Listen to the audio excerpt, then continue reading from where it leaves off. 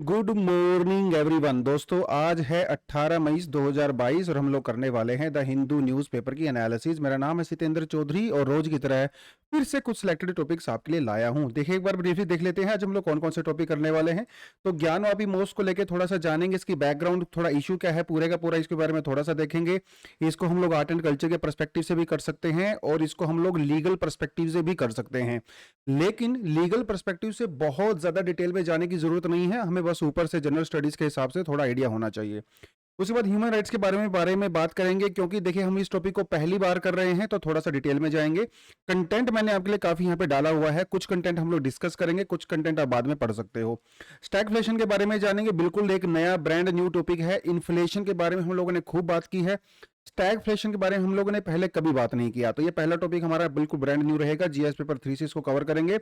Wheat export के बारे में थोड़ा सा जानेंगे, फिर बात करेंगे बायोडाइवर्सिटी एक्ट के बारे में, क्योंकि रमेश सिंह जी ने यहाँ पे कुछ बोला है, तो उसके बारे में जानेंगे। सोशल साइंस के बारे में पढ़ेंगे। ये एडिटोरियल सेक्शन है, बहुत ज्यादा डिटेल इसमें नहीं दिया गया है, लेकिन एक बिल्कुल नया पर्सपेक्टिव दिया हुआ है।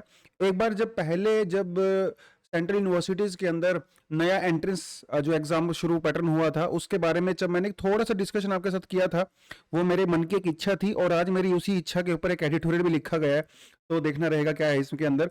उसके अलावा इंप्रूविंग कोल्ड चेन सिस्टम, ये जो है आपकी सेल्फ स्टडी के लिए, ठीक है, इसको हम डिस्कशन नहीं करेंगे क्योंकि थोड़ा समय की कमी है आज हमारे पास।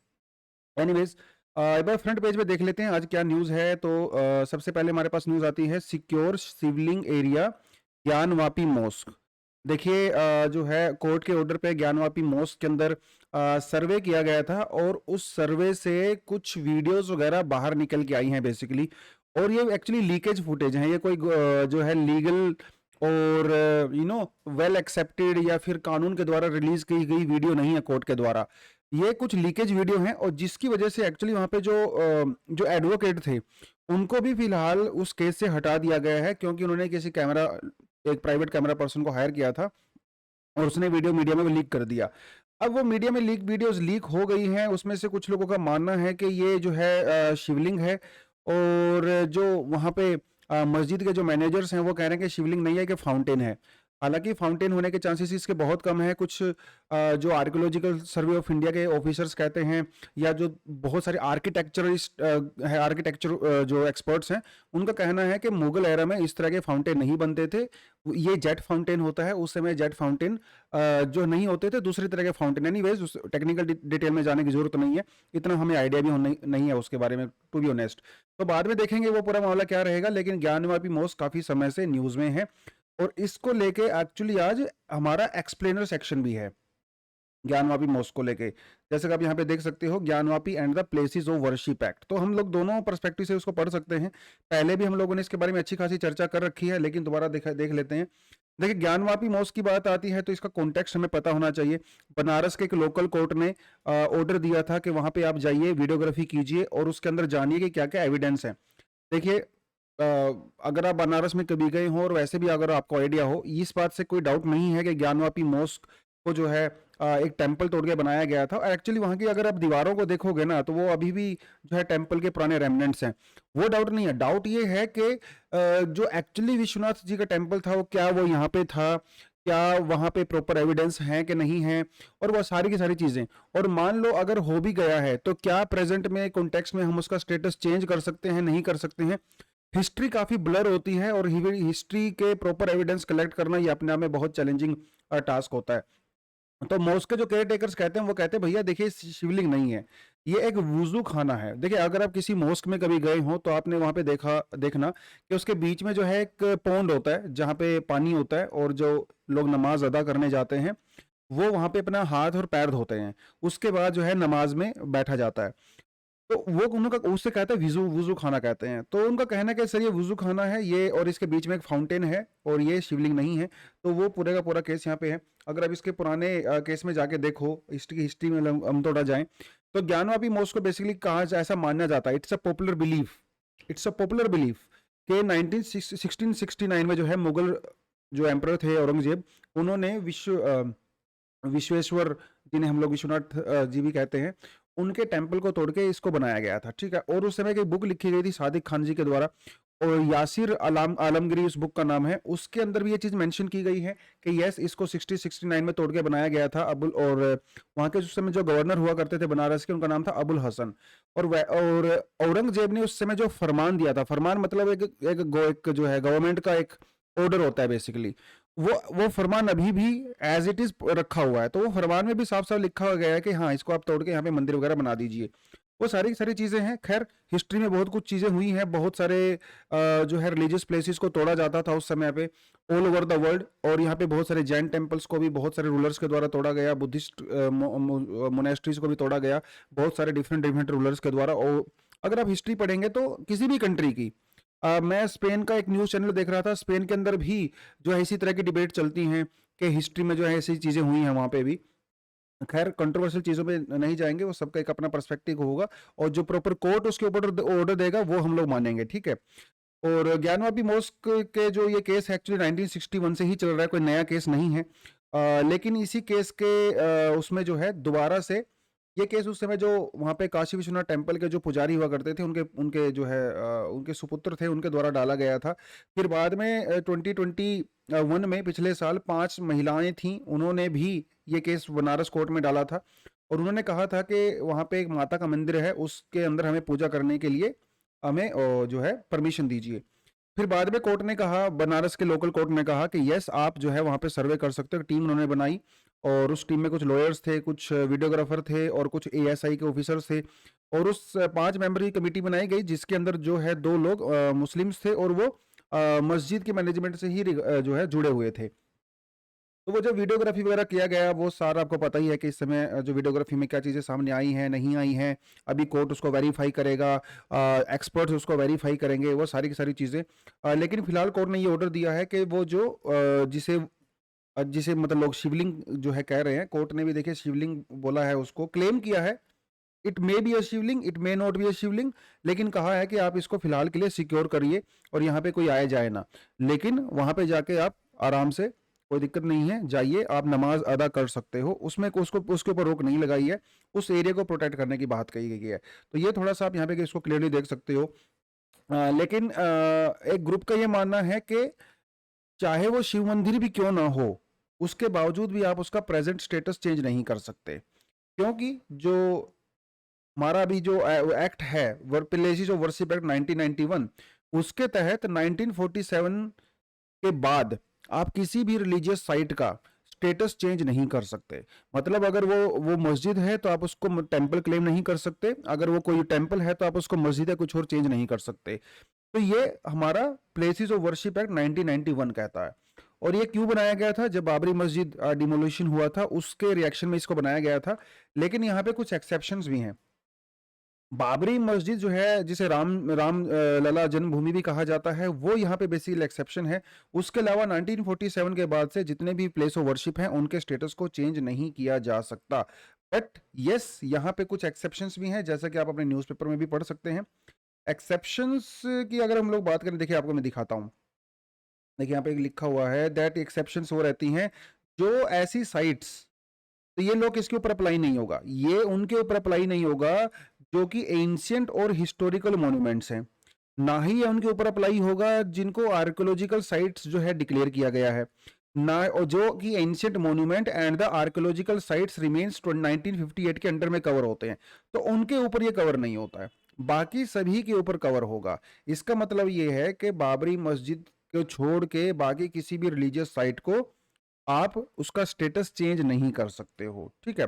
ये कुछ आर्गुमेंट यहाँ पे दिया गया है अकॉर्डिंग टू दिस एक्ट। बाकी मतलब देखिए, सरकार ने जब इस एक्ट को पास किया था तो उन्होंने ये कहा था कि historical wrongs can not be remedied by the people taking the law in their own hands. History and its wrong shall not be used as a instrument to oppress the present and future. देखिए, बड़ी अच्छी language दी हुई है, आप इसको notes में add कर सकते हो, एग्जाम वगैरह में सवाल आए तो पूछ सकते हो, लिख सकते हो। इनका कहने का मतलब ये है कि हिस्ट्री में अगर मान लो कोई चीज़ गलत हुई भी है, चाहे वो किसी भी लेवल पे हुई हो, ठीक है, जैसे आप मतलब कास्टिज्म की बात कर लीजिए या फिर कोई और बात कर लीजिए, अगर हिस्ट्री में गलत चीजें हुई भी हैं तो उसका यूज आप प्रेजेंट में किसी को ओप्रेस करने के लिए नहीं कर सकते, सिर्फ ये कह के कि देखिए हिस्ट्री में चीज गलत हुई थी, मैं इसको सही कर रहा हूं। ऐसा कोर्ट के द्वारा भी आर्गुमेंट बार बार दिया जाता है और ऐसा सरकार के द्वारा भी आर्गुमेंट दिया जाता है। मतलब ये समझ लीजिए, अगर मेरे दादाजी ने अगर किसी और उस समय किसी को थप्पड़ मारा था और आज मुझे वो 50 साल के बाद कहेगा देखो तुम्हारे दादाजी ना बड़े अच्छे आदमी नहीं थे, उन्होंने जो है मेरे दादाजी को मारा था बिना किसी खास कारण के, इसलिए मैं तुम्हें भी मारूंगा। उनका कहना है कि हिस्ट्री में अगर कोई चीजें इस गलत हुई हैं तो आप उसको प्रेजेंट में नहीं कर सकते। हाँ, उसको ठीक करिए, कोई दिक्कत नहीं है, लेकिन उसकी वजह से किसी को ऑप्रेस मत कीजिए, किसी को परेशान मत कीजिए, किसी को मत मारिए। ऐसा आर्गुमेंट दिया जाता है। अब देखिए, ये कानून है ना, प्लेसेस ओवरसीज एक्ट जो है कानून है और कानून को चेंज किया जा सकता है ना। कोई कुछ चीज एब्सोल्यूट तो है नहीं भैया, फंडामेंटल राइट तक एब्सोल्यूट नहीं है। तो लेट्स सी इसके अंदर क्या फ्यूचर रहेगा, बस थोड़ा सा आपको डिटेल में मैंने करवा दिया है इसको। बाकी कंटेंट आपके पास बिल्कुल अवेलेबल रहेगा, ठीक है। इसको आप अच्छे से कंटेंट को पढ़ सकते हो। अब और कहाँ से मिलेगा आपको, डिस्क्रिप्शन में आप जाओगे, वहाँ पे लिंक आपको मिलेगा जहाँ पे जाके डॉक्यूमेंट को डाउनलोड आप कर सकते हैं, ठीक है। चलिए आगे बढ़ते हैं। क्वेश्चन, आज एक आर्टिकल आता है स्टैगफ्लेशन का, और आज इन्होंने मेरा दिल तोड़ दिया क्योंकि ये जो वाला एरिया है ये मुझे बहुत पसंद है। यहाँ पे हमेशा आता है नो योर इंग्लिश, है ना। नो, अगर आप पढ़ते हो हिंदू न्यूज़पेपर, नो इंग्लिश का कॉलम आता है रोज यहाँ पे। आज इन्होंने जो है स्टैगफ्लेशन वाला दे दिया। खैर कोई बात नहीं, हमारे लिए बिल्कुल ब्रांड न्यू टॉपिक है ये। देखिए दोस्तों, स्टैगफ्लेशन जो है वो इन्फ्लेशन से ही उसका लेना देना है, लेकिन स्टैगफ्लेशन दो वर्ड से मिलके बना है। एक मतलब होता है स्टैग्नेशन और एक होता है इन्फ्लेशन, है ना। लेकिन इससे पहले मैं आपको एक छोटी सी चीज और बताना चाहूंगा, जिसे हम लोग कहते हैं फिलिप्स कर्व, ठीक है। फिलिप्स कर्व, अगर आपने जो इकोनॉमी में पढ़ा है तो आपको समझ में आएगी ये चीज। फिलिप्स कर्व कहता है कि अनएम्प्लॉयमेंट और ग्रोथ, इनके बीच में जो है इनवर्स रिलेशन है। मतलब जब ग्रोथ बढ़ती है तो अनएम्प्लॉयमेंट कम होता है, ऐसा इनका कहना है, ठीक है। आप जो है डायग्राम अगर बनाना चाहो तो आप बना सकते हो, कोई दिक्कत नहीं है। जैसे हम लिखते हैं यहाँ पे अनएम्प्लॉयमेंट, अनएम्प्लॉयमेंट जो है वो इस तरफ इंक्रीज हो रही है, मतलब लोगों को काम मिल रहा है, और ये आती है हमारी ग्रोथ। तो जैसे जैसे ग्रोथ बढ़ती है अनएम्प्लॉयमेंट भी बढ़ती है, मतलब रोजगार बढ़ता है। अनएम्प्लॉयमेंट बढ़ने का मतलब क्या हुआ कि लोगों को काम मिल रहा है। तो ग्रोथ के बीच में और अनएम्प्लॉयमेंट के बीच में एक इनडायरेक्ट रिलेशन है, या फिर आप ये कहें कि ग्रोथ के बीच में और एम्प्लॉयमेंट के बीच में डायरेक्ट रिलेशन है। मतलब जब जब ग्रोथ होती है तो एम्प्लॉयमेंट जनरेट होती है, ऑब्वियस सी बात है। और जब जब ग्रोथ होती है तो अनएम्प्लॉयमेंट कम होती है, सीधी सी बात है यार। अगर जीडीपी ग्रोथ होगा, ज्यादा से ज्यादा लोग फैक्ट्री लगाएंगे, फैक्ट्री लगाएंगे तो उनको हायर करना पड़ेगा, हायर करेंगे तो अनएम्प्लॉयमेंट अपने आप कम हो जाएगा। इसे कहा जाता है फिलिप्स कर्व। ये जो थ्योरी है, काफी सालों तक इसको एज इट इज एक्सेप्ट किया जाता था। तो जब जब इकोनॉमी में बेरोजगारी बढ़ती थी, उस समय जो है ग्रोथ को बढ़ाने के लिए कुछ स्टेप्स लिए जाते थे। जैसे यहाँ पे कीन्स नाम के जो है एक बहुत बड़े इकोनॉमिस्ट हुआ करते थे ब्रिटेन के अंदर। इन्होंने कहा कि भैया अगर इकोनॉमी डाउन जा रही है, अगर आपकी इकोनॉमी में डिमांड नहीं है, तो डिमांड को बढ़ाइए, डिमांड को इंक्रीज कीजिए। डिमांड इंक्रीज होगी तो प्रोडक्शन बढ़ेगा, प्रोडक्शन बढ़ेगा तो अनएम्प्लॉयमेंट जो है वो कम होगा। अब ये भैया डिमांड कैसे बढ़ाएं? डिमांड को बढ़ा सकते हो मनी सप्लाई से, ठीक है। मनी सप्लाई का बढ़ाने का काम किसका है भैया? पैसा प्रिंट करो, पैसा प्रिंट करो, जनता को पैसा दो, जनता डिमांड करेगी, अपने आप सारी चीजें ठीक हो जाएंगी। बहुत समय तक यही बात मानी जाती थी, लेकिन 1970s में अमेरिका में कुछ अलग हुआ। 1970s में अमेरिका में इन्फ्लेशन हो गया बहुत हाई। अब यूजली ये माना जाता था कि जिन इन्फ्लेशन ज्यादा होता है तो भैया ग्रोथ होती है, लेकिन वहां पे उल्टा था, इन्फ्लेशन भी हाई हो रहा था और भैया अनएम्प्लॉयमेंट भी टॉप लो हाई हो रही थी और डिमांड भी नहीं थी। ऐसा तो भैया किसी ने एक्सेप्ट नहीं किया था। तो ये एक बड़ी ही यूनिक सिचुएशन थी, जो कि अभी तक की सिचुएशन से बिल्कुल उल्टा हो रही थी। फिलिप्स और के हिसाब से जब इन्फ्लेशन ज्यादा होती है तो अनएम्प्लॉयमेंट जो है वो कम हो जाती है, लेकिन यहां पे तो उल्टा हो रहा है, इन्फ्लेशन भी हाई है, ठीक है, और डिमांड भी कम है और बेरोजगारी भी ज्यादा है। तो स्टैगफ्लेशन मतलब people do not have jobs, people do not have money, but still prices of goods are very very high. इसे कहते हैं स्टैगफ्लेशन, ठीक है। स्टैगफ्लेशन का कारण क्या हो सकता है? Stagflation is characterised by slow economic growth and relatively high unemployment और इकोनॉमिक स्टैगफ्लेशन। ठीक है, जब इकोनॉमी के अंदर प्रोडक्शन कम हो चुकी होती है लेकिन उस समय प्राइस बहुत हाई हो चुके होते हैं, उसे कहते हैं स्टैगफ्लेशन। मतलब सब चीजें रुक रुक गई होती हैं। तो 1970 में जो है इस कॉन्सेप्ट को डाला गया था। बाकी इतना आपके लिए अभी के लिए फिलहाल सफिशियंट है, और बाकी इसको डिटेल में हम लोग कभी बाद में जाएंगे। थोड़ा बहुत आप जो है इसको आर्टिकल को पढ़ना चाहो तो यहाँ पे जाके भी आराम से पढ़ सकते हो। ठीक है, चलिए कुछ सवाल कल हम लोगों ने पूछे थे। तो पहले क्वेश्चन का आपका आंसर होता है B, unorthodox system of the Indian philosophy, which of the following system of Indian philosophy uphold the ideology of the Charvaka. Charvaka, Ajivika, Jainism और बुद्धिज्म, तो ये सारे के सारे ऑर्थोडॉक्स स्कूल है। मतलब दे do not believe in the God, they do not believe in Vedas. अगर हम लोग इंडियन फिलोसफी की बात करें, आस्तिक और नास्तिक, आस्तिक और नास्तिक का मतलब भगवान से नहीं होता है। आस्तिक का मतलब ये होता है जो वेदाओं में बिलीव करते हैं, और जो नास्तिक का मतलब ये होता है जो वेदा में बिलीव, वेदा में बिलीव नहीं करते हैं। That's it. भगवान ना भगवान से वो बात का अभी मॉडर्न कॉन्सेप्ट है, उस समय तो यही कॉन्सेप्ट हुआ करता था। अनऑर्थोडॉक्स स्कूल चाहे वो चारवाक हो, Ajivika, Jain, Buddhism, they do not believe in Vedas. ठीक है, that is why they are from the orthodox school. पालास के बारे में हम लोगों ने कल बताया था, नालंदा और विक्रमशिला। जब नालंदा की पॉपुलैरिटी कम होने लगी तो उन्होंने विक्रमशिला को बनाया। बाद में नालंदा को भी खैर रिवाइव किया, बट यस, पाला किंगडम जो कि ईस्टर्न इंडिया में थे, ओडिशा में और बंगाल के अंदर। ठीक है, Buddhism in Nepal was introduced by Ashoka. ठीक है, अशोका ने ही बुद्धिज्म को खैर इंडिया से बाहर फैलाया, चाहे वो श्रीलंका हो, नेपाल हो, इवन तिब्बत और चाइना वगैरह के अंदर भी। Whom to Ben how the wheat export story changed in 2 months। देखिए ये आज का एक्सप्लेनर सेक्शन है, और फिर से इन्होंने वही बात बोली है बार बार जो कि हम लोग पहले अच्छे से कर चुके हैं। इनका कहना है कि भैया कुछ समय पहले नरेंद्र मोदी जी और इनके मिनिस्टर कह रहे थे कि इंडिया जो है वीट को एक्सपोर्ट करेगा। इवन बड़ा इंटरेस्टिंगली आपको बता देता हूँ, 12 तारीख को, 12 मई को, मतलब 7-8 दिन पहले ही भारत की सरकार ने कुछ डेलीगेशन, मतलब कुछ लोगों को भेजने का डिसीजन लिया था Morocco, Tunisia, Indonesia, Philippines, Thailand, Vietnam, Turkey, Algeria वगैरह में, ताकि हम लोग अपने एक्सपोर्ट को बढ़ा सकें। मतलब हमारे ऑफिसर जो है वहां पे जाके बातचीत करने वाले थे कि हम लोग एक्सपोर्ट को कैसे बढ़ाएं। ये तो हो गई 12 तारीख की बात। उसके 2 दिन के बाद ही सरकार ने यू टर्न मार लिया, कहा कि हम लोग कोई डेलीगेशन नहीं भेजेंगे, इवन हम लोग वीट को एक्सपोर्ट नहीं करेंगे। तो यार ये तो एकदम सुक्का पलटी हो गया। वो जज्बात बदल गए, भावनाएं बदल गई। वो मीम आपने देखा होगा, सिर्फ 2 दिन के अंदर ही पलटी हो गया। ऐसा क्यों हुआ? सरकार ने ऐसा क्यों किया? देखिए इसका सबसे बड़ा रीजन है stability of the prices in India and the availability of the grain for the internal consumption should be top priority. ये 2 टॉप प्रायोरिटी इन्होंने बताई हैं। पहली बात तो इंडिया में प्राइसेस स्टेबल होने चाहिए, और इंडिया में लोकल कंजम्पशन के लिए जो है वीट की अवेलेबिलिटी होनी चाहिए।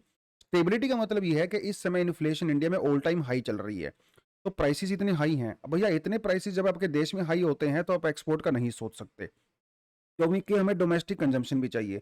और पिछले कुछ समय में जब से पेंडेमिक हुआ है, इंडिया में वीट की कंजम्पशन थोड़ी सी ज़्यादा बढ़ गई है। क्यों?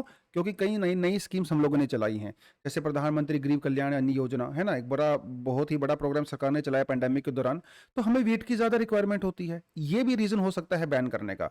एक और बैन करने का रीज़न ये है कि भैया इंडिया में ओवरऑल प्रोडक्शन कम हुआ है। पिछले साल के हिसाब से सरकार ने अंदाज़ा लगाया था कि 111 मिलियन टन हम लोग प्रोड्यूस करेंगे, लेकिन हो पाया सिर्फ 105 मिलियन टन। तो ऑलरेडी 6 मिलियन टन कम कम पैदा हुआ है। सिर्फ यही नहीं, इंडिया ने प्रोक्योरमेंट भी कम किया है। पिछले 15 साल का सबसे कम प्रोक्योरमेंट हुआ है इंडिया में वीट का इस बार। इन्फ्लेशन की वजह से बहुत सारे किसान जो है प्राइवेट ट्रेडर्स को बेच रहे थे, जिसकी वजह से लोकल प्रोडक्शन कम हुआ और प्रोक्योरमेंट भी कम हुआ। प्रोक्योरमेंट तो इसी वजह से कम हुआ क्योंकि हीट वेव भी चल रही थी। वो सारे के सारे रीजंस हैं, बाकी हम लोग इसको बार बार डिस्कशन कर चुके हैं। रिपीटेड टॉपिक है, ज़्यादा फोकस इसके ऊपर हम लोग नहीं करेंगे। ठीक है जी, आप इसको खुद से भी पढ़ सकते हो। वैसे ज़्यादा फोकस करने का यहाँ पे कोई मतलब भी नहीं। चला गया हमारा कंटेंट, ये रहा कंटेंट। एनीवेज, तो ठीक है, तो आप इसको आराम से पढ़ सकते हो, कोई दिक्कत नहीं है। उसके अलावा ये हम लोगों ने 3 सवाल आपसे पूछे थे कल। तो which of the following nation has hosted the world's largest cyber exercise locked shield 2022। तो इसको किया गया था, इस्टोनिया में किया गया था। ठीक है, जॉइंट मिलिट्री एक्सरसाइज किया था इंडिया ने। ठीक है, उज्बेकिस्तान के साथ मिलके। ठीक है, कहाँ, उसका नाम क्या है? दस्तलिक। ठीक है, दस्तलिक is the name of that exercise. खंजर कौन सी कंट्री के साथ किया था, ये आप मुझे कमेंट सेक्शन में बता सकते हो। Which country has successfully test fired a new laser missile guided system Iron Beam? ये किया था भैया इजराइल ने। ठीक है, जो 3 क्वेश्चन हम लोगों ने कल पूछे थे जिसके आंसर अभी आपके सामने हैं। दोस्तों आगे बढ़ते हैं। Taliban dissolves Afghan human rights body. देखिए वैसे तो तालिबान के बारे में क्या ही कहें, वहाँ पे हर उस चीज़ को बैन कर दिया गया है जिसमें महिलाओं को राइट्स मिलते हैं या फिर ह्यूमन राइट को प्रोटेक्ट किया जाता है, तो इसलिए वहाँ पे उन्होंने ह्यूमन राइट बॉडी को कर दिया है बैन। उनका कहना है कि भैया हमारे कंट्री में ह्यूमन राइट वायलेशन होता ही नहीं। इससे बढ़ के उन्होंने ये कहा बात कही, ह्यूमन राइट होता क्या है, क्या होता है ह्यूमन राइट? ह्यूमन राइट तो हर किसी का सोचने का तरीका है। आपके हिसाब से ये ह्यूमन राइट है, हमारे हिसाब से ये ह्यूमन राइट है। ये तो एक बड़ी सब्जेक्टिव टर्म है ना। आपके हिसाब से साइंस पढ़ना ह्यूमन राइट है, मेरे हिसाब से साइंस पढ़ना ह्यूमन राइट नहीं है। आपके हिसाब से महिलाओं को गाड़ी चलाना ह्यूमन राइट है, मेरे हिसाब से महिलाओं को गाड़ी चलाना ह्यूमन राइट है नहीं। तो उनका कहना है कि ये सब्जेक्टिव टर्म होती है, ये वेस्टर्न कंट्री के द्वारा पैदा किया गया है एक नोशन है, इसलिए हम इसको नहीं मानेंगे। और उन्होंने अपनी ह्यूमन राइट बॉडी को कर दिया यहाँ पे बिल्कुल खल्लास। ठीक है, तो थोड़ा सा इसलिए हमें ह्यूमन राइट्स के बारे में पता होना चाहिए। 10 दिसंबर को ह्यूमन राइट डे मनाया जाता है क्योंकि इस दिन यूनाइटेड नेशन जनरल असेंबली के अंदर 1948 में universal declaration of human rights किया गया था। जब हम लोग ह्यूमन राइट्स की बात करते हैं तो ये ह्यूमन राइट जो है हर किसी के लिए बराबर होते हैं। तो कास्ट के बेस पे, रेस के बेस पे, उसके सेक्स के बेस पे, नेशनैलिटी के बेस पे, एथनिसिटी के बेस पे, लैंग्वेज, रिलीजन, इनके केस पे डिस्क्रिमिनेशन नहीं किया जाता, सभी के लिए बराबर होते हैं। ठीक है, और ह्यूमन राइट के अंदर बहुत सारी चीजें इंक्लूड होती हैं, liberty, freedom from slavery, torture and all that, वो सारी चीजें। देखिए हमारे पास वैसे 3 राइट होते हैं, एक होते हैं फंडामेंटल राइट, एक होते हैं ह्यूमन राइट्स और एक होते हैं नेचुरल राइट्स। तीनों होते हैं। इसमें जो नेचुरल राइट का जो दायरा होता है वो सबसे बड़ा होता है। नेचुरल राइट के अंदर आते हैं ह्यूमन राइट्स। ठीक है, नेचुरल राइट के अंदर आते हैं ह्यूमन राइट्स और ह्यूमन राइट्स के अंदर आते हैं फंडामेंटल राइट्स।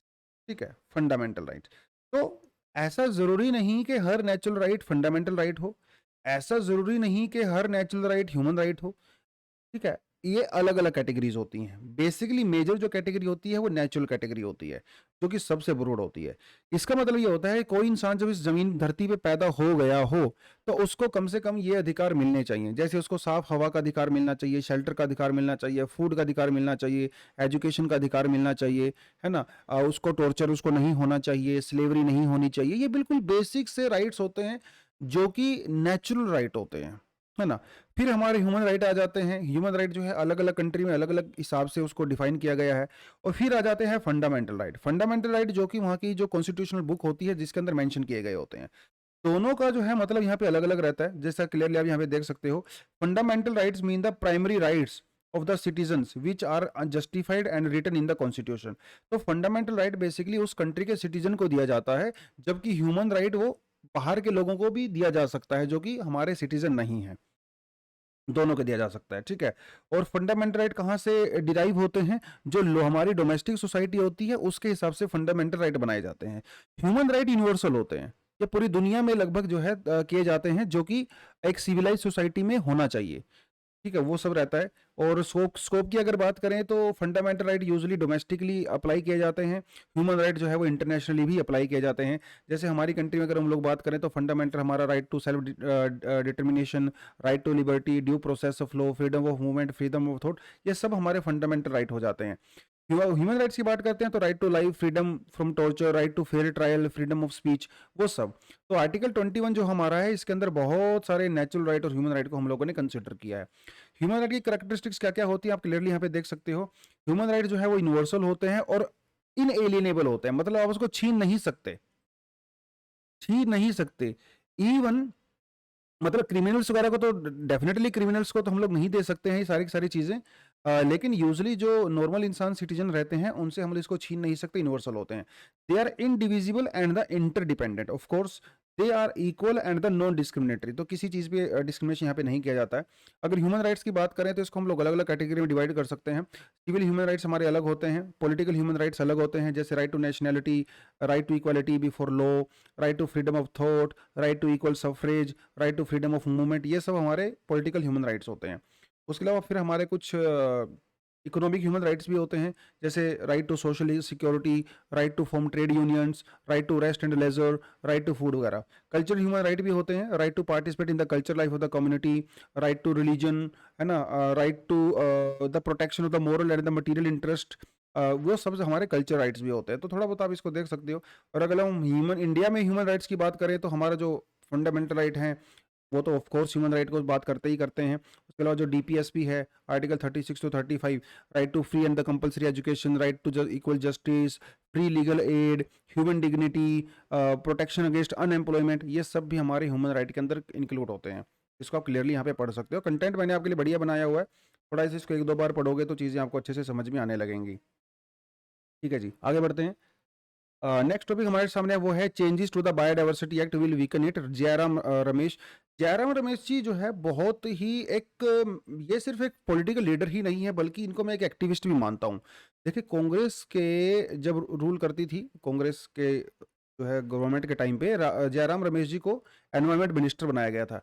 भैया इन्होंने बहुत सारे ऐसे प्रोजेक्ट्स को रोक दिया अपनी खुद की सरकार में, जो कि सरकार से अप्रूव होके आते थे और ये इनको रोक देते थे। इनका कहना था कि नहीं नहीं मैं इसको परमिशन नहीं दूंगा क्योंकि इससे एनवायरमेंट जो है वो डिस्ट्रॉय होता है। तो ये इन्होंने अपनी सरकार को ही प्रोजेक्ट को रोक दिया कई सारों, और जब बाद में सरकार को रियलाइज हुआ तो इन्होंने उसकी मिनिस्ट्री ही चेंज कर दी। तो जयराम रमेश जी को एक एक्टिविस्ट माना जाता है एनवायरमेंट के पूरे डिपार्टमेंट में, और हमारी कंट्री में इनका बहुत नाम है इस चीज़ को लेके। तो इनका कहना है कि सरकार बायोडाइवर्सिटी लॉ को वीक करना चाहती है, जो नहीं होना चाहिए, क्योंकि इससे हमारे एनवायरमेंट के ऊपर जो है खतरा हो सकता है।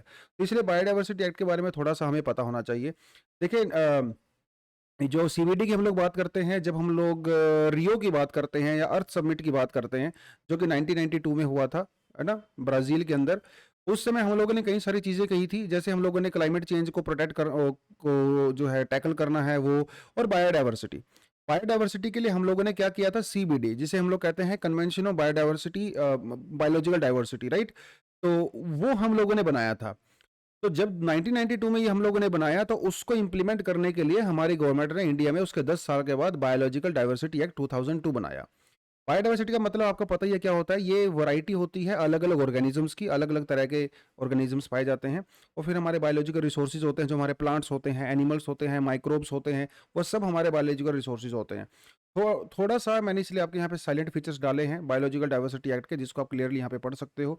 तो किसकी बात करता है ये, प्रोटेक्शन की बात करता है, रिहेबिलिटेशन की बात करता है, जो कि हमारे यहाँ पे थ्रेटेंड स्पीसीज होते हैं उसकी बात करता है। देखिए वाइल्ड लाइफ प्रोटेक्शन एक्ट वो अलग है, schedule 1, schedule 2 and all that, ये अलग है। ये बात करता है जो इंडिया में बायोलॉजिकल रिसोर्सेज हैं, जैसे प्लांट्स हैं, एनिमल्स हैं, माइक्रोब्स हैं, उनको उनको जो है रेगुलेट करने की बात करता है। मतलब कोई उसको एक्सेस नहीं कर सकता। एक्सेस इन द सेंस आप ये समझ लीजिए, मान लो कल को यूएसए की कोई यूनिवर्सिटी से कोई आदमी, दो प्रोफेसर आते हैं और वो कहते हैं कि भैया हम लोग जो है नीम के ऊपर रिसर्च करना चाहते हैं। अब नीम जो है वो हमारा एक बायोलॉजिकल रिसोर्स है, तो वो लोग क्या करेंगे, नीम के ऊपर रिसर्च करेंगे और उसको अपनी कंट्री में लेके जाएंगे, वहां से उससे प्रोडक्ट बनाएंगे और फिर बाद में उसको पेटेंट करवा लेते हैं। तो इस एक्ट ये जो एक्ट उसको प्रोवाइड, वो प्रोटेक्शन प्रोवाइड कराता है। वो ये एक्ट ये कहता है कि अगर कोई आदमी, कोई रिसर्च, कोई ऑर्गेनाइजेशन अगर हमारी कंट्री के बायोलॉजिकल रिसोर्सेज को एक्सेस करना चाहती है तो पहले उसको परमिशन लेनी पड़ती है। सेंट्रल गवर्नमेंट की परमिशन लेनी पड़ती है, स्टेट की लेनी पड़ती है, इवन लोकल बॉडीज की भी लेनी पड़ती है। तो ये सारी की सारी चीज़ों के बारे में बात करता है। और अगर कोई इसका वायलेशन करता है, अगर कोई ज़बरदस्ती हमारे बायोलॉजिकल रिसोर्सेज को मिसयूज़ करता है, जिसे बायोपायरेसी कहते हैं, तो भैया उसके खिलाफ एक्शन भी हम लोग लेंगे, और वो नॉन बेलेबल होता है, कॉग्निजेबल होता है। ठीक है, तो थोड़ा आप ये पढ़ सकते हो। और बायोलॉजिकल डाइवर्सिटी एक्ट के तहत जो भी वायलेशंस होती हैं वो हमारा एनजीटी के अंदर भी कार्रवाई की जा सकती है।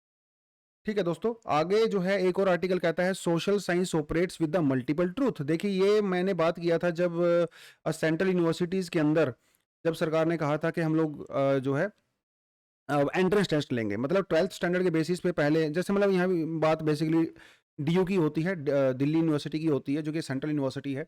और तो यहाँ पे जो है 12th के बेसिस पे एडमिशन्स होते हैं। इस बार ये कंट्रोवर्सी हो गई थी कि केरला बोर्ड से बहुत सारे बच्चे जिनको बहुत ज़्यादा परसेंटेज मिला है, 99.9% तक भी मिला है बच्चों को, तो उनके एडमिशन ज़्यादा हो रहे थे, प्रोटेस्ट वगैरह हुए, सारी की सारी चीज़ें। तो सरकार ने ये कहा कि देखो चलो हम लोग 10-12वीं के नंबरों के बेसिस पे एडमिशन नहीं करवाएंगे, आप अपना बोर्ड के एग्जाम पे फोकस करिए। उसके बाद अगर आपको सेंट्रल यूनिवर्सिटी में एडमिशन लेना है तो आपका एंट्रेंस टेस्ट देना पड़ेगा। तो बेसिकली एक और एंट्रेंस टेस्ट यहाँ पे होगा, और ये एंट्रेंस टेस्ट जो है वो मल्टीपल चॉइस क्वेश्चंस होते हैं, जैसे हमारे एमसीक्यूज होते हैं वैसा होगा। और एमसीक्यूज में आपको पता है क्या होता है, ऊपर एक स्टेटमेंट होती है, नीचे 4 ऑप्शंस होते हैं। देखो भैया, जब हम लोग बात करते हैं साइंस की, जब हम लोग बात करते हैं मैथ की, जब हम लोग बात करते हैं ऐसे सब्जेक्ट्स की, तब तो ये चलिए ठीक है, चलता है। लेकिन सोशल साइंस के क्वेश्चंस आप ऐसे कैसे सोल्व कर सकते हो? यस और नो, ये सिर्फ दो ही आंसर तो नहीं होते हैं ना। अगर मैं मान लो ये बोल दूं कि reservation in the jobs is, अगर मैं मान लो आपसे सवाल पूछता हूं, do you think that reservation in jobs is a good step, और नीचे मैं लिख दूं यस एंड नो, तो आप क्या बोलोगे? अब इसका आंसर यस और नो तो नहीं हो सकता, सब लोग अपने अपने तरीके से सोच सकते हैं। अगर मैं आपको ये बोल दूं that Indian society is backward society, फिर आपको मैं बोल दूं यस और नो, अब इसमें आंसर यस और नो तो नहीं हो सकता, बिकॉज इंडियन सोसाइटी में बहुत सारे ऐसे ट्रेड्स होते हैं जो काफी मॉडर्न हैं, बहुत सारे ऐसे ट्रेड हैं अभी भी जो कि ट्रांजिशन फेज में हैं। तो आप ऐसा ना यस और नो नहीं कर सकते, क्योंकि ये जो क्वेश्चंस होते हैं इसके अंदर जो है बहुत सारे ग्रे एरियाज होते हैं। आप हर चीज का जो है यस और नो आंसर नहीं दे सकते। तो मल्टीपल जो चॉइस क्वेश्चंस होते हैं वो आपकी फ्रीडम छीन लेते हैं इस तरह की लार्जर एक्सप्लेनेशन को लेके। हर चीज का सवाल आप यस और नो नहीं बोल सकते। तो इसीलिए कहा गया कि ये हम लोग एमसीक्यूज के बेसिस पे जो एंट्रेंस टेस्ट लेंगे वो जो है काफी नहीं है। Everything can not B confined into yes और नो। ये साइंस के सवाल नहीं है कि आपने कोई मैथ का सवाल दिया, उसका एक आंसर निकला, आपने बताया भैया बचाओ बताओ ये बेटा ट्रू है या फॉल्स है, वो सब यहाँ पे नहीं होना चाहिए। और मल्टीपल चॉइस क्वेश्चन में क्या ना रट्टा मरवाया जाता है। आप कंटेंट के ऊपर रट्टा मारिए, इन्फॉर्मेशन ज्यादा से ज्यादा कलेक्ट कीजिए, फिर आगे एग्जाम दीजिए। भैया देखिए साइंस में वो चलता है ना, क्योंकि वहां पे इंफॉर्मेशन आपको काफी कलेक्ट करनी पड़ती है, मेमोराइज करनी पड़ती है। लेकिन सोशल साइंस में तो इंफॉर्मेशन की ज्यादा वैल्यू ही नहीं। सोशल साइंस में वैल्यू होती है क्रिटिकल थिंकिंग की, क्वेश्चनिंग की वैल्यू होती है, मल्टीप्लिसिटी ऑफ थॉट की वैल्यू होती है। यहाँ पे एक ही सेम सब्जेक्ट के बारे में आप बहुत अलग अलग तरीके से सोच सकते हो। आप उस के मामले में कुछ और सोच सकते हो, मैं कुछ और सोच सकता हूँ।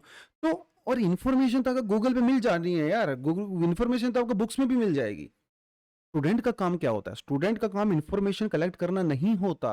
अगर आप यूनिवर्सिटी देखिए, कॉलेज की बात अलग है, स्कूल की बात अलग है, कॉलेज की बात अलग है। जब आप कॉलेज में जाते हो तो आपको एज अ ह्यूमन बीइंग आपको मैच्योर बनाया जाता है।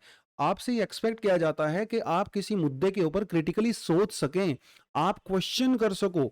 हर चीज को क्वेश्चन करना आना चाहिए, ठीक है, हर चीज को क्वेश्चन किया जाना चाहिए। जैसे इन्होंने कई सारे एग्जाम्पल इन्होंने यहाँ पे दिए हैं, जैसे आपको आप जो है हर चीज के ऊपर क्वेश्चन करिए।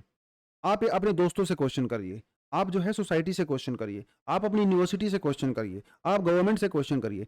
क्रिटिकल थिंकिंग जब आप करोगे ना तब आप मैच्योरिटी आती है। लेकिन ये जो एमसीक्यू बेस्ड पेपर होते हैं ये आपकी क्रिटिकल थिंकिंग को छीन लेते हैं, क्योंकि ये आपसे ट्रू फॉल्स यस और नो में आंसर चाहते हैं, जो कि नहीं होना चाहिए। तो इनका कहना है कि भैया ये पूरे का पूरा पैटर्न ही फ्रॉड है जो इन्होंने किया है एमसीक्यूज वाला। इससे बढ़िया तो आप सब्जेक्टिव पेपर लीजिए जिसपे बच्चा अपनी थॉट के हिसाब से लिख सके, जैसे रिजर्वेशन या कास्ट या कुछ भी जो दो चार एग्जांपल बताए, ऐसे बहुत सारे एग्जांपल हो सकते हैं, बहुत बहुत सारे एग्जांपल हो सकते हैं। जैसे अगर हम लोग बात करें, मान लो यही सवाल अगर आ गया कि ज्ञानवापी मस्जिद के अंदर जो शिवलिंग मिला है, क्या हम उसके बेसिस पे मस्जिद को तोड़ के मंदिर बना सकते हैं? अब उन्होंने लिख दिया नीचे यस और नो, बताओ। ये मल्टीपल चॉइस क्वेश्चन है। अब इसमें कोई आंसर यस और नो तो नहीं है, ये तो बहुत ब्रॉड आंसर है। बहुत सारे लोगों की इसके ऊपर अलग अलग सोच हो सकती है, हर किसी की सोच सही हो सकती है, क्योंकि सोशल साइंस में कुछ सही और गलत तो होता ही नहीं है, सबका अपना पर्सपेक्टिव होता है। तो ये जो पूरा पैटर्न है ना, वो पैटर्न ही अपने आप में सवाल खड़े करता है। तो यही जो है इस चीज के बारे में यहाँ पे इन्होंने पूछा है, यही इन्होंने बताया है। बाकी आप अपनी थॉट प्रोसेस के हिसाब से भी बात कर सकते हैं, कमेंट सेक्शन में हम लोग किसी मुद्दे पर डिबेट और डिस्कशन कर सकते हैं, ठीक है। तो यही था आज के इस एनालिसिस में, और एक एडिशनल आर्टिकल आपके लिए है ये कोल्ड चेन वाला, आप ये डेफिनेटली पढ़ सकते हो। 5G टेक्नोलॉजी को लेके मोदी जी ने जो कुछ बात बोली, इन्होंने मोदी जी ने इवन ये भी कहा है कि 6G भी हम लोग इंक्लूड जो है लॉन्च कर देंगे बाय द एंड ऑफ 2030। तो देखना रहेगा, पहले 5G तो आए, 6G तो बाद की बात है। होलसेल इन्फ्लेशन के बारे में हम लोग अच्छी खासी बातें पहले कर चुके हैं, तो कोई नया टॉपिक बिल्कुल भी नहीं है। तो दोस्तों आज के न्यूज़पेपर एनालिसिस के अंदर इतना ही करेंगे, लेकिन हम लोगों का करंट अफेयर का जो है हम लोगों ने कोर्स भी चलाया है, इसको भी आप ज्वाइन कर सकते हो। व्हाट्सएप नंबर आपको यहाँ पे दिया हुआ है, कोई भी इन्फॉर्मेशन चाहिए तो इसके ऊपर मैसेज करिए, आपको इन्फॉर्मेशन मिल जाएगा। डिस्क्रिप्शन में जो है आपको फॉर्म का लिंक भी दिया हुआ है, उसको जाके भी आप कर सकते हो। बहुत बढ़िया कोर्स है, एकदम हफ्ते भर की आपको करंट अफेयर का न्यूज़ हम लोग देते हैं, आपका प्रॉपर कंटेंट प्रोवाइड करवाते हैं। महीने के एंड में आपको जो है मैगजीन भी प्रोवाइड करवाई जाती है, और वीडियो लेक्चर्स भी आपको रिकॉर्डेड यहाँ पे मिलते हैं, आप लाइव क्लास भी कर सकते हो। तो बहुत बढ़िया प्रोग्राम है, बिल्कुल करिए इसको। सिर्फ 7900 में है। जो बच्चे इस साल का प्रीलिम्स लिख रहे हैं उनके, और मेंस लिखेंगे, उनके लिए बहुत बहुत ज़्यादा जरूरी है। और इस कोर्स की वैलिडिटी रहने वाली है मेंस के 2023 के मेंस तक। तो दोस्तों सभी को ये जरूर ज्वाइन करना चाहिए जो बच्चे सीरियस एस्पिरेंट हैं। तो इसी के साथ आज की एनालिसिस को हम लोग खत्म करते हैं। अगर पसंद आया तो लाइक ज़रूर करें और वीडियो में हमारे एफर्ट्स को आप अपनी फीडबैक दे सकते हो, हम लोग क्या इंप्रूव कर सकते हैं, क्या क्या माइनस प्लस कर सकते हैं। डेफिनेटली आपकी फीडबैक हमारे लिए बहुत इंपॉर्टेंट होती है। तो इसी के साथ आज की एनालिसिस खत्म करते हैं। Thank you very much, all the best, जय हिंद।